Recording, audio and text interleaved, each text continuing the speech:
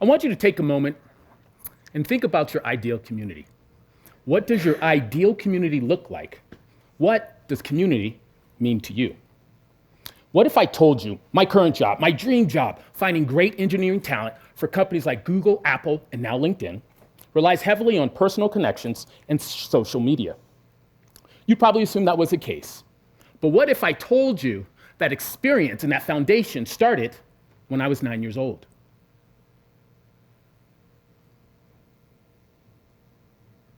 My mother could no longer take care of me and my four siblings. So without a word or goodbye, she walked out of our weekly hotel room in a bad part of town forever. I was the eldest of 5 children. We ranged from the age of 8 to 1 year old. We sat in that hotel without food or water or power. We sat alone in that room, dark and scared, hungry, and all alone. 1 year later, I found myself in a jail cell in juvenile hall. I was alone again in a jail cell without my family. I sat in the cell reading books about other people's lives, and I realized I wanted more. I stood up, I looked out this window. It was a gloomy, overcast day, and I came to a painful realization. I was 9 years old, and no one wanted me. I was 9 years old, and no one loved me. I was 9 years old. I was an incarcerated boy, and unlike other children that were living their lives, I had come to experience the extreme world of poverty. Now, my colleagues or cohorts were probably playing Atari video games or playing Little League baseball or even riding bikes. But me and my family, we were living in cars, hotel rooms, and the homes of strangers. We lived in shelters and abusive foster homes. I'd seen violence perpetrated against women, men being shot, and the police storming my grandmother's home to find our law-breaking mother. Me and my siblings endured a lack of attention from our mother, malnutrition, and no place to call home. I could barely read or write, and when I did attend school, I was deemed special ed. So in that jail cell, I started to feel normal. Yes, there was much older kids than I, but I wasn't scared. I had food and books, and I was hungry for more. I felt like being told what to do. Getting 3 meals a day created a routine and structure in my life that I was sorely missing. Sad as it will sound, for the first time in my life, I felt like I belonged. Ironically, that jail cell was more comfortable than any home I'd ever lived in. So, in that jail cell, I made a promise to my 9-year-old self that I'd never be alone again and I'd find my family. 1 week later, I arrived at a place called The Home. The official name was the Northern Nevada Children's Home, and it was an orphanage. It was a place for kids like me. Like me, many of these kids had no families to support them. They were abused, or in some cases in trouble with the law. The Home was the last stop for kids before juvenile hall or long-term prison. Now, the Home had 7 cottages, and there were 10 to 12 kids per cottage. And the Home sat in the middle of this town, only a stone throw away from the state capitol. For some of us, the Home was just a pit stop from the maximum security prison a mere mile down the road. Prison loomed as a constant reminder of what was in store for many of us. There are 400,000 children in foster care in the United States. Approximately 23,000 18-year-olds graduate from this system every year. And the data that talks about what happens to these kids next is absolutely staggering. 1 in 5 will be homeless at the age of 18. 71% of girls in foster care will be pregnant at the age of 21. Less than 3% will earn a college degree. Worse, 1 in 4 has experienced post-traumatic stress disorder, twice the level of a US war veteran. So when I arrived in this town, I was a home kid, and everyone knew it. These overwhelming statistics, along with the Home, was a backdrop to my life. But I reminded myself of the promise I made: never be alone.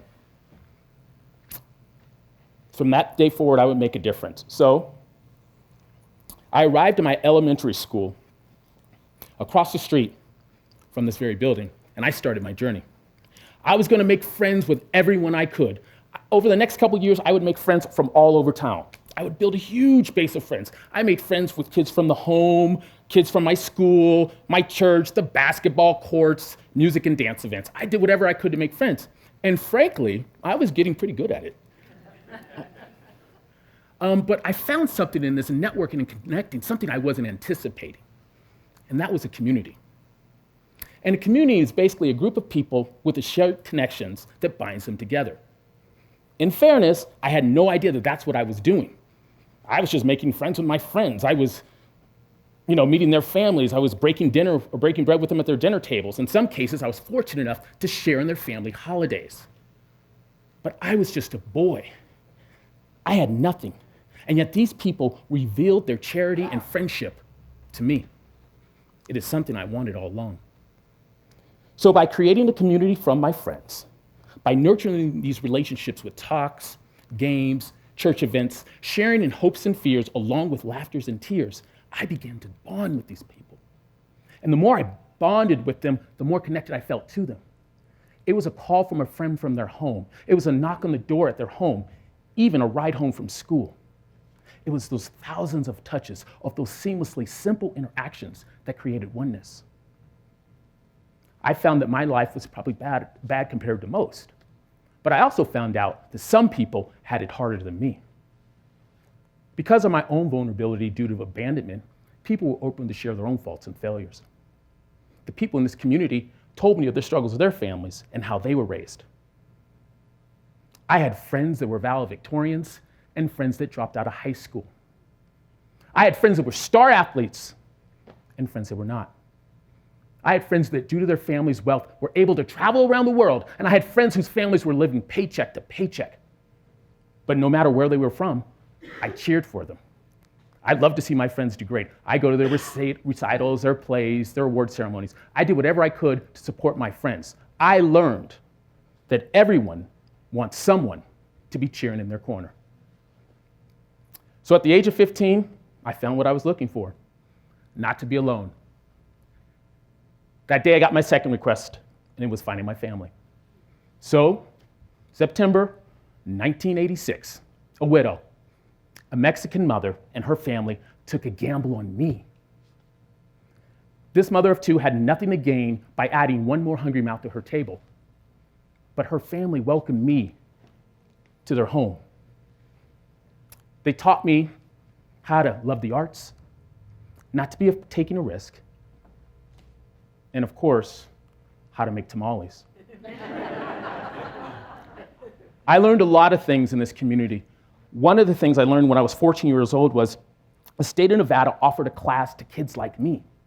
It was a class on interviewing. It was a week-long course, and it took over a series over a hot week during the summer. So I took the course, and I absolutely loved it. So it's only fitting that 30 years later, I live in Silicon Valley, where my career centers around finding and connecting people, a skill I learned right here in this community. Today, I help find data scientists who will help explore the world of data. These data scientists help to solve fraud for consumers, and they even design software for drones and wireless or driverless cars. But what I learned so many years ago was if I connected to people, I would always be bound to them. So, in this community, I found myself. In this community, I found my mission. And in this community, I found my family. My community has no borders, whether here in Carson City or in Silicon Valley. My community doesn't care if you live on the east side or the west side of town. My community doesn't care if you attend a mass or a synagogue. My community is my connection. I'm living my dream job in life today, and I owe it to the people and my family here in this town. So thank you.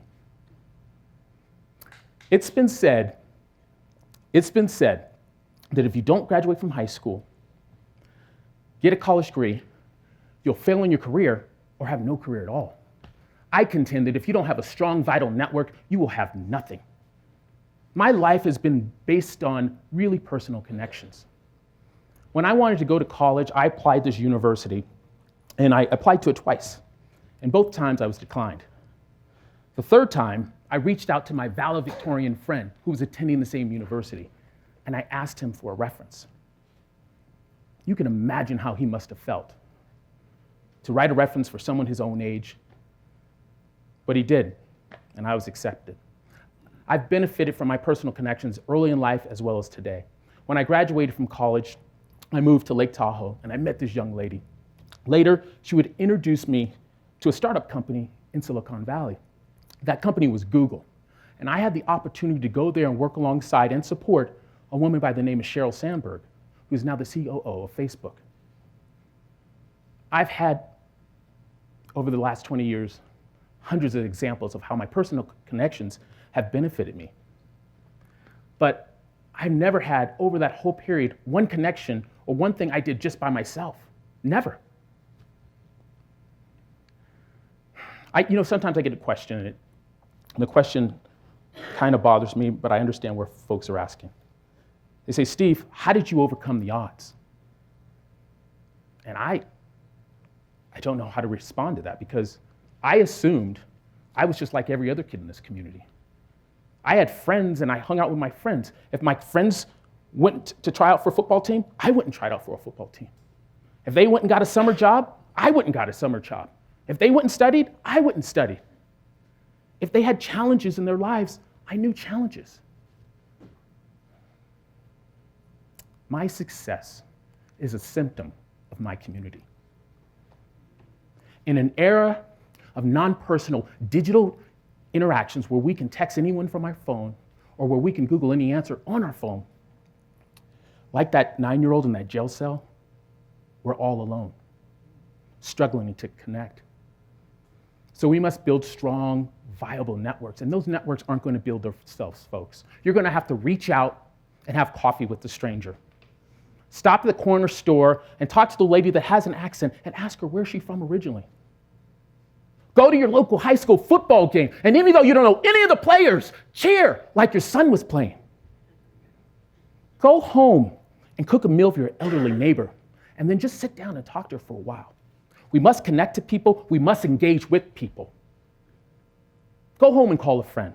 Send a friend a note on Facebook, and if they don't reply, try again. See if you can volunteer at your local elementary school and read, See if you can volunteer and read at your local elementary school. You never know what 9-year-old will be there, excited to see you and eager to be your friend. So I ask you again today, what is your ideal community? What does your ideal community look like? My hope is that I shared what my community looks like to me. Thank you.